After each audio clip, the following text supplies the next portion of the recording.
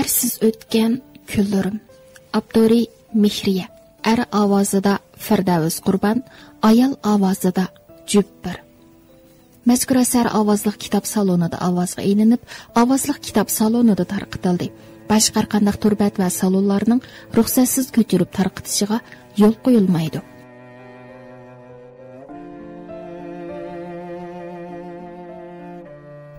Sakkizinchi qism. Men ko'z oldimdagi bu manzaralarga qarab, xuddi buvam momamlar uyining ichidan "Keldingmi qizim?" deb chiqib keladigandek, uchqandek ishga yugurdim. Afsus, xiyollarim reallikka bo'ysunmagan bilan, ammo reallik yana reallikda. Uydan buvam bilan momam emas, Asqar akam bilan Xayrinsa ocham chiqib keldi. Men pang'ida etilib yig'laganimcha tamga yo'linibla qoldim. Xayrinsa ochamning bazlashlaridan toza bir chang yig'lab olgandan keyin asta esimni yig'ib, ulardan alamda qizirib ketgan ko'zlarimni qochirgan holda ahvolimni qisqilib bayon qilib, bu yerga kelish maqsadimni aniqladim. Asqar akam ham Xayrinsa hadammi xuddi fang ochamdekli menga tasalli berib, iliyardan og'rinmasligimni, taqdirga tan berishimni topiladi.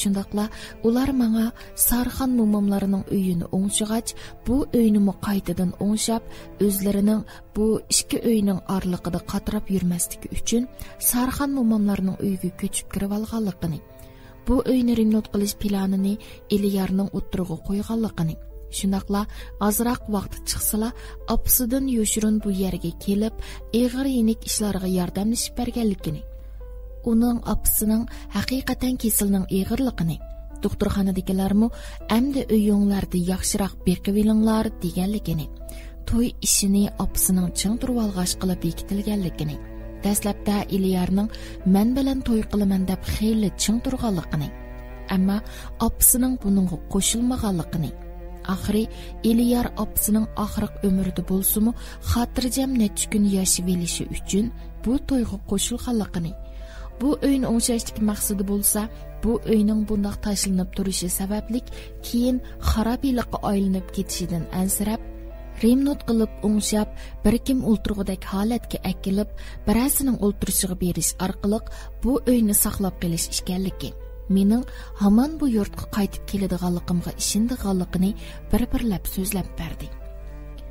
Men ichimdan azoblanib ketayotgan bo'lsam-mu, ammo azoblarimni zo'rg'a besib turib, "Sizlarga rahmat Asqar aka. Men aslida bu uyni xarobilikqa aylanib bo'ldi deb o'ylagan edim. Bovam bilan momam bu yurtga panohlanish uchun kelib, el jamoatning qanot ostiga elishi bilan mush yurtning puhrosi bo'lib o'ltiraqlashib qopti ekan. Mana menmi tamush kungacha ota-onamning kimligini bilmasammi, ammo mush yurtda tug'ilib, sizlardek yaxshi kishilar orasida cho'ng bo'ldim. Shunga yurtimga shundoqla mush uyimizga mehrim bahmi cho'nqur. Yana kelib bu uyda bovam bilan momamning simasi, mening bolalik chaqlarimning iznalari bor.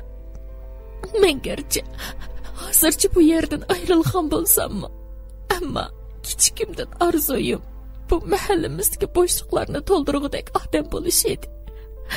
Shunga men Urumchida tirishib, eklik tiklashga bel bog'ladim.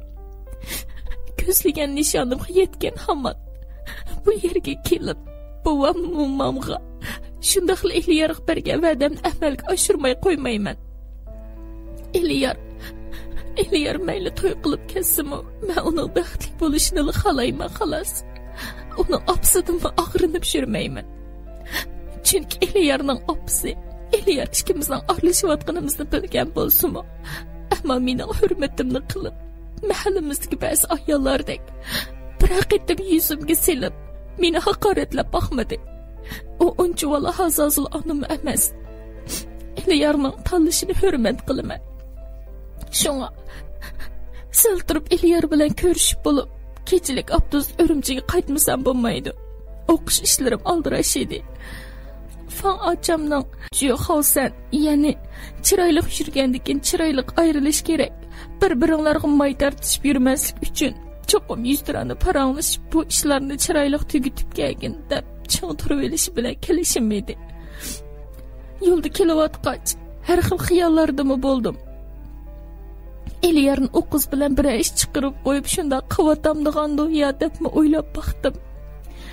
Lekin qilgan xiyollarimdan yana o'zimni ayblab ketdim. Uning ishini etdim. Bundan keyin ishinimi? U cho'qim baxtli bo'la oladi. Xayr-sacha, endi bu uy kelsak, sizlar bir muncha chiqimdor bo'lib uylarimni qildiribsizlar.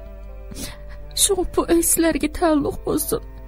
Faqat men kelganda meni yod ko'rmay, darvozani ichib pasanglar supida. Momamning qo'ynida ig'inagandek ig'inab yetib olib kelsamda bo'ldi.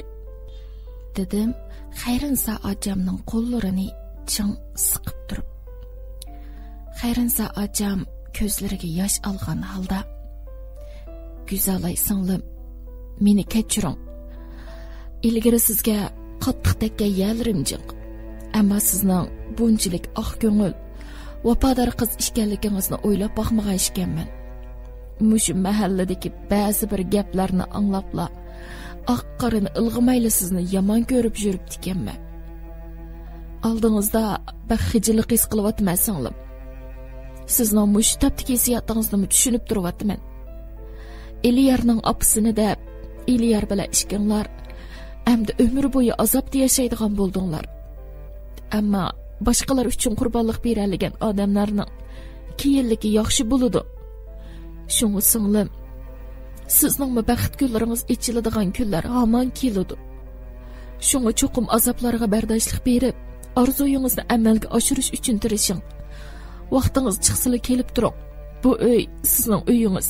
Darvozasi sizga mangu ochiq turadi. Dedi mehribonlik bilan sochlarimni silab turib. Men sochlarimni silayotgan bu mehribon qo'llardan xuddi momam bilan Sarxon momamning simasini ko'rgandek bo'lib, qattiq hayajonlanganimdan Xayrinsa achamning bo'yniga esilib, esadashga boshladim. Bu chaqda Asqar akam g'arang-g'urung ovozda: Bo'ldi, o'tgan ishlarni salavat. Voy apsi, uyga kelgan mehmonning mushunda michildab o'ltirib kutamsan oy. Bola uyga kirib, safarga chiqqanday tamoq qilgan. Güzel ay kechech yo'l yurib charchidi. Men chiqib ilgari xabar qilay. Degenicha sirtga qarab mangdi. Men chiqib ketayotgan Asqar akamning kaynidan to'lab, Eliyarni daryo bo'yida saqlaydiganligimni deb qo'ydim. Yuragim azobdan titrab tursimu, o'zimni tamkin tutishga tirishib, Xayrinsa achamlar bilan xo'shlashib, daryo bo'yiga qarab mangdim. Uyimizning kaynidagi qayricikda daraxining oldiga kelganda qadamlarim ixtiyorsiz ostalab, balaliq chaqlarimdagi birdan-bir sirdishim, mungdishim bo'lgan bu qayricikda daraxiga qiymagan holda qarab, ichimda "Sen nim degan Botur Qaysar ha? Buvamdan anglasam ular bu yerga kelganda büyük baraqsan mazmut o'sgan holat ekansan. Buvam momamlarning bu yerda nurg'un hikoyalar bo'lgan ekan. Mana endi ular ketib qoldi. Gerçi sening mazmut qadding bo'ron chapqinlarda egilib mukchiyib qolgan bo'lsa-mu, ammo yanada hayotga ma'no qo'shyapsan. Menmi cho'ng bo'lib hayotning ochiq sinoqlariga duch kelyapman. Tamush kungach o'zimni shunchalik qaysar his qilatdim, ammo muhabbat oldida yanada ojizlik qilyapman. Shunga menga madad bergin. Menmi senda qaysarlik bilan bu azoblarga bardoshlik beray. Deb pichirlab, uning ashu mukchaygan gavdasiga birdam yo'linib turgandan keyin cheg'ir yo'lni bo'ylab daryo bo'yiga yurib ketdim. Vaysima dunyoda ko'rganlaringga. Dunyoda seningdek g'ayriblar ko'pdir. Xatiramdan. Tonish yo'l, tonish manzara. Bu yerdagi hamma narsa burunqidaglaydi. Faqat o'xshamaydigani yuragim muhabbatning shirin tuyg'usida xo'shal deb cheklamasdan, azobdan laxta qon zardabga to'lib, unsiz yig'lamoqda edi. Qadamlarim eg'ir kishan esib olgandek, ko'ni joyga yaqinlashgan sari qalbimda isyon ko'tarayotgan pig'allarim daryo qirg'iqiga urilayotgan dahshatli to'lqinlardek tashmoqda edi. bir jup terakning ostida bir gavdaning bir nuqtaga tikilganicha o'ltirganini ko'rganimda ko'z yoshlarim xuddi yipi uzilgan marjondek to'kilishga boshladi. Seg'inish, iztirob, yitirqash, dard alamga aralashib ketgan azobli qalbim meni yugurib berib uni chin quchoqlab toza bir yig'lab elishga undisimu, ammo aqlim yanala bu hissiyotim ustidan g'olib kelib, marjondek to'kilayotgan yoshlarimni surtib, o'zimni zo'rig'i besib, kulimsiragan holda Iliyarning yeniga asta keldim. U cho'nqur xayolga g'arq bo'lg'achqimi yoki azobdan o'zini yo'qotib qo'ydimi, mening yeniga kelganimni sezmadi. Men uning o'sib ketgan soqol burutlariga, necha yil kasal tortgan odamdek sarg'aygan chiroyiga, qayri jigdi darxidakla mukchiyib qolgan gavdasiga qarab, yanada o'zimni tutib ololmay, un selib yig'lavatdim. Iliyar yig'amdan esini yig'ib, o'rnidan turib, o'ltirishib ketgan nursiz ko'zlarini qochirib turib, "Güzel ay, meni kechirgulim. Men va'damda turolmadim. Meni qancha tilsangmi, hatto ursangmi mayli. Men eski, seni yig'latgan mendek vijdonsizni daryo yutsin. O'ligimni ishtat olsin." Degenicha qo'llarimga ching esildi. Qalbimdagi itqusiz alam xuddi yanar tog'dek partilab, o'zimni Iliyarning bag'riga tashladim. Iliyar sochlarimni silab, o'zini ayblab, meni bazlaydi. Uning titrashlaridan qattiq azoblanayotganligini his qilish tasammasi edi. Men puxadan chiqquchi toza yig'lab olgandan keyin o'zimni sal o'ngshab, Iliyarning bag'ridan yulqinib chiqib, terak yo'linib o'ltirdim. Iliyar xuddi gunohkor odamdek oldimda beshini to'van solganicha o'ltiradi. Men o'zimni tamkin tutishga tirishib, yig'idan qizargan ko'zlarimni tinimsiz eqiyotgan daryo suyiga tikkan holda, "Iliyar, bo'ldi, o'zingni ayblamagin. Men sendan ranjimayman. Shundaqla bu yerga seni ayblash uchunmi kelmadim. Biz amdi taqdirga tan beraylik. Sening o'rningda men bo'lsammi, balkim opam uchun shunday qilishim mumkin. Shunga o'zingni oldimda gunohkordek o'ylamag'in. Opangdan burundan og'rinishim yo'qdi. Hozir men og'rinishim yo'q. Men sening qaroringni hargizmi xato deb qaramayman. Odam hayotida xilma-xil qiyinchiliklarga duch keladi ekan. Garchi muhabbat azobini yengish to'limi tas bo'lsa-mu, bizga buni yengmakdan boshqa chora yo'q, Iliyar. Shunga sening bu holatda yurishingni men faqat xohlamayman. Qaddingni tik tutib yashag'in, Iliyar. Sening bu turqing nadimi shanba kuni to'y bo'ldigan yigitga o'xshasin. Mendimi ansirmagan. Fan achamni obdan bilasan. U meni bu yerga avatdi. Shundaqla sendan og'rinmaydiganligini aytib qo'yishimni alayda topilgan. U menga bekli ko'ngil bo'ladi, xuddi o'z achamdekla. Shunga mendan ortiqcha ansirab yurmagin. Men cho'qim yaxshi o'qib ham ishlab, egilik tiklashda orzuyimni amalga oshirmay qo'ymayman. Garchi sendan ayrilib qolgan bo'lsam-mu, ammo barliq azoblarimni kitob o'qish, o'g'inish orqali yig'ib ketalaydiganligimga ishonaman, dedim past ovozda. Sana ishonaman, Güzel ay. Sening cho'qim orzuyingga yetalaydiganligingga ishonaman. Ammo mushundaq chaqda men yoningda turib, sana madad berishim kerak edi. Aksincha seni azob dengizga istadim. Fan acham bu yaxshi ayol, ammo yanada xotirjam bo'lolmayapman. Menga ishongin gulim. Sen bilan bundaqla adojida bo'lib ketganim yo'q. Meni saqlag'in. Men cho'qim sen bilan to'y qilmay qo'ymayman. Bu to'yni opamni deb qilyapman. U qiz bilan aramizda muhabbatdan ig'iz ichish aslan mumkin emas. Iliyarning bu so'zlari g'o'jishida ochiqimni keltirdi va darhol daryodan ko'zlarimni elib, Iliyarga g'azab bilan tikildim. "Nimdavatsan, Iliyar? Sen ikki odamni tortgan azobi ozdak, uchinchi odamni azobga qo'yay demsan? Navoda sen shuna qiladigan bo'lsang, seni umr bo'yi kechirmayman. Ham ikkinchi bu mahallagimni dasimayman. Meni xo'sh bo'lsin desang, u qiz bilan yaxshi o'tgin. Sening baxtli bo'lishingni chin dilimdan tilayman. Şuna bundaq bolmağır xiyallarda bolmağın. Bayam deginimdek, mendin mi ənsirmegin? Mening mi peshanamga putilgini bardu. Sen mağa bəxt tiligin. Eliyar sözlerim tügüməsdən o'ltirgan joyidan das turib ketdi. U hadab mushtumi bilan terakni mushlaydi, qaqoqlab kulatdi. Ayni chaqda Eliyar mushu terakka o'z qo'li bilan chiroyli qilib o'yib qo'ygan ismimiz hali ham bor edi. Buvamning o'g'il bola yig'lamaydi, yig'lasimi ichida yig'laydi degan so'zi rostkan. Demak, Eliyar kulgan bo'lib yig'layotgan edi. Uning butun jismi g'al-g'al titraydi. Mushtumlari ching tugilgan, ko'zlarida yosh tomchilari qaytib qolgan edi. Eliyar bilan bir-birimizga baxt tilashib, chiroyliqcha xo'shlashib, kechilik avtobusda Urumchiga qarab yo'lga chiqdim.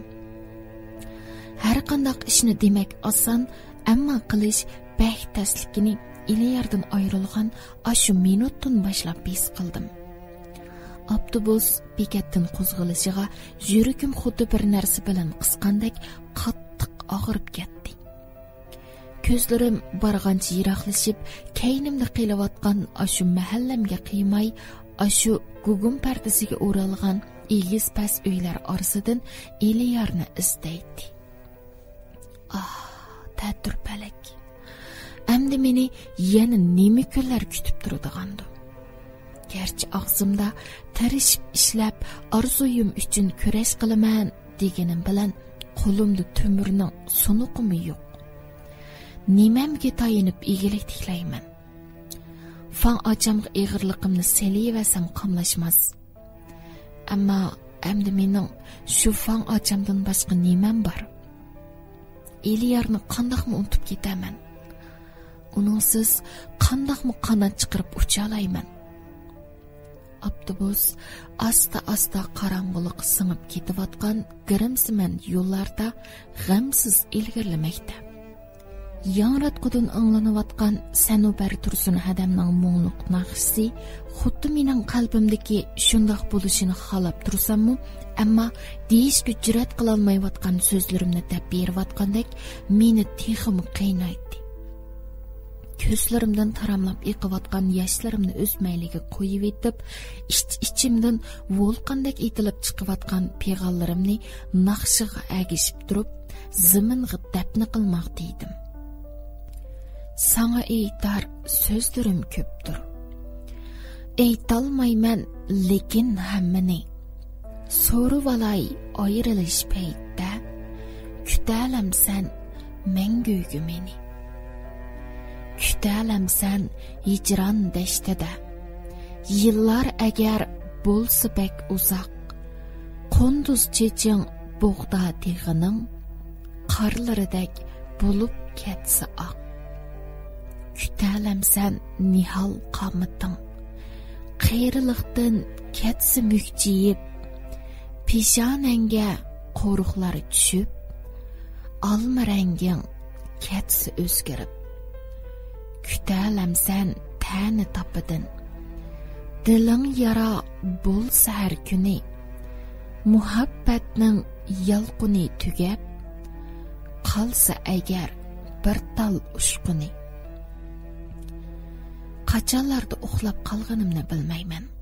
Bir chaqda varang-churungdan ko'zimni ochsam, avtobus bekatga kirib bo'lgan bo'lib, yo'lovchilar yuk taqinlarini so'rashtirib tushmoqda edi. Mening kichik qo'l so'mkamdan boshqa yuk taqamim bo'lmag'achqa yenikli tushdimda udulli do'konga bormoqchi bo'lib, bekatdan aldirab chiqdim. Bekat ishikidan chiqishimga Fan ocham yaltiroq holda bir muncha yeydigan narsalarni ko'targan holda oldimda xuddi osmondan tushgandek paydo bo'ldi. Men Fan ochamning oldimga chiqishini xiyolimga keltiribmi boqmagan ekanman. Birdamlik tengirqashdan keyin xuddi o'z tuqqan opamni ko'rgandek yugurib berib, Fan ochamning bo'yniga esildimda michildab yig'lab ketdim. Fan ocham burunqidagi sochlarimni silab turib, "Bo'pti, yig'lab ol guli. içing bo'shab qoladi. Ammo bundan keyin yig'lamaslikqa menga va'da bergin. Bundaq yig'laversang, satlashib ketasan. U chaqda seni kimga yotliq qilaman? dedi meni qasdan teriktirib. Acha, bo'ldi chaqchaqimizni qo'ying. Mushundaq chaqda mushunda chaqchaq qilamsiz. Mening chaqchaq royim bormi mush chaqda? Ha, bilaman. Mening omaq singlimning faqat yig'g'ili royi bor. Ammo yig'lash bilan nimani hal qilg'ili bo'ladi? Yig'lab, beshingni tosh urgan bilanmi bo'ladigan ish bo'laveradi.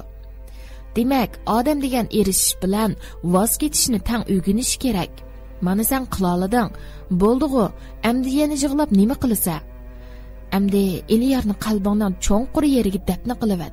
Bugundan boshlab hamma ishingni yangidan boshla. Shundala muhabbat degan bu go'yning bolasining hijronlaridan qutula olaysan. Voy, fangacha, sizning demaydigan gapingiz yo'q-ku zoti. Go'yning bolasi deb bu gapni nadan topdingiz? Uyg'urchani ravon so'zlaydigan bo'lsangiz ish bajimo sizga. Achangni bo'sh chaqlama. Akangning g'uljilik ishganligini unutib qolmagansa, mana endi bo'ldi. Oxir seni kuldira oladim. Bo'la, mavu mantani issiqida yegin. Sana deydigan mo'yim gap bor, do'konga borganda deb berma. Fanga achamning qilgan so'zlaridan ro'yim xelili ko'tarilib, 2 kundan hech nima o'tmayotgan gelimdan uning zo'rlishi bilan 2 tal manta uncha taqashmayli o'tib ketdi. Fang acam taksidan birini to'sidi-da, shofir ustamga kichik qovuqqa boradiganligimizni deb mashinaning eshigini yopdi. Men Fang acamning nima muhim gapi bordu deb pat-pat uning chiroyiga qarab qo'yatdim. Ammo u hech bo'lmagandek g'ingshib naqshi aytganicha derazadan sirtning manzarasini tomosha qilgach ketib boradi. Meni yana ansiz gadirmash xiyollar asta o'z qo'yniga olmoqda edi. Do'konga yetib keldik. Do'kondagi mallar quruqtilinib qolgan bo'lib, 2 kundan beri Fang acam do'konga yangidan mal solmaganda qiladi. Men sal hayron bo'lib Fang acamga qaradim. Fang acam shundala ig'iz ochdi. Guli, bayam sana muhim gapim bor demaganmidim. Yo'lda kelib etib, sening menga necharat qarag'anligingni sezib turdim. Ammo bu yerdan ketish oldida shuncha yil yashagan bu shaharni ko'proq ko'rib olay deb sana gap qilmay mandim. Balkim sen mo tunugun yurtingdan ayrilgan chaqda shunday hissiyati bo'lgan bo'lishing mumkin. Men kichkimdan bu shaharda cho'ng bo'ldim. Gerçi ota-onamning kimligini bilmasam-mu, ammo bu shaharda bolalik, yoshlik chaqlarim o'tgan. Endi gapning postkalasini desam, bu do'konni boshqalarga o'tkazib berib, Yevuduk do'konga akangning yeniga ketmoqchi bo'layapman. Albatta, sening mushu yerga billa elib ketmoqchi. Yaqindan akangning salomatligi toza yaxshi emas. Shunga u yolg'iz do'konning ishlariga yetish bo'la olmay, hem salomatligim yor bermay sal qiynalib qopdi. Bu do'konni o'zimiz setib olgan do'kon. Hozircha boshqalarga o'tkazib turib, keyin yana qaytib kelgan o'tkazib olsak bo'ladi. Sen ketgandan beri mening qo'lim ishga bormay qo'ydi. 2 kundan ko'p o'ylandim. Hozir sening tartishadigan odaming qolmadi. Men bilan birga kelsang, u yerdan o'g'inaman desang, o'rgansang bo'ladi. U degan butun mamlakatdagi tijoratchilar boradigan cho'ng to'p tarqitish bozori. Bu yerda nechasi cho'ng yerning cho'ngligi bo'ladi. Tijoratning ipiga kirib olgan odamlar uchun pul tepish tasga to'xtamaydi. Shunga sening orzularingning tezroq amalga oshishi uchun men u yerga ketish qaroriga kelib bo'ldim. Sen buningga qanday qaraysan? Fang acamning bu so'zlari meni gangiritib qo'ydi. Damaloqqa nima deyishni bilmay, qo'limdagi sumkamni chin qamallig'imcha joyimda o'ltirib qoldim. Bir necha kun jarayonidagi hayotimdagi g'oyat zo'r o'zgarishdan tushimmi yoki o'ngimmi degim kelib, belikimni chimdab baqdim. Bu tushim emas, balki reallik edi. Mening qandoqmi tanlash huquqim bo'lsin? Faqat Fang acam degan yo'lga mangmoqdan boshqa yana qandoq yo'lim bor edi? Bar degandimi, bu yerdan qayta ish tepish, ishni toparman. Ammo yana kimlarga chiroy sarg'aytib yuraman? Ağlamadız, birə peşkəllikə yoluqub qalsam, kim mənə egi boludu? Navadı mən fan açam bilan kessem, İliyar meni izlab kelib qalsa, meni tapalmay. Hey ahmaq, bo'ldi endi İliyarni o'ylama.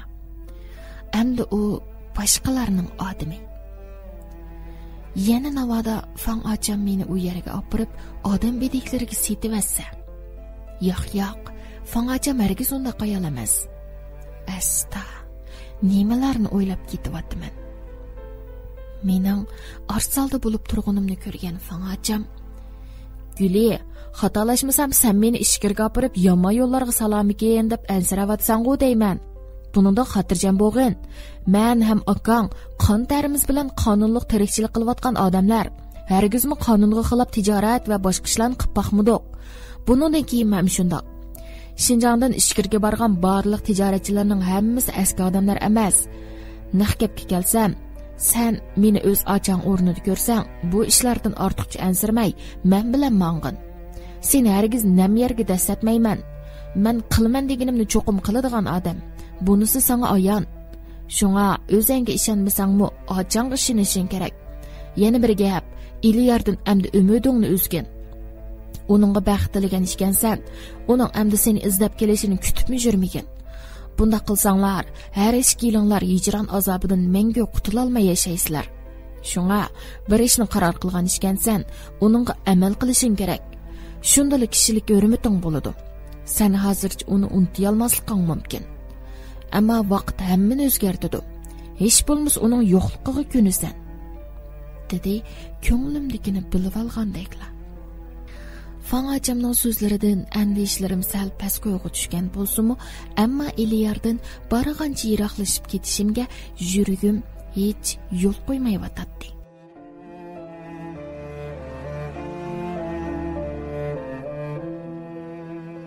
Qadrli anglovchilar, Mehriyaning Ersiz o'tgan kunlarim nomli hikoyasining 8-qismi birdan tugab ketdi. Nima ish tugaydi bu? Demisim bek tez tugadi. Suyimli anglovchilar, Mehriya fan hadi bilan birga ketarmi? Asarning davomi qiziqsanlar, diqqatinglar davomli ovozli kitob salonimizning bundan keyingi mazmunlarida bo'lsin.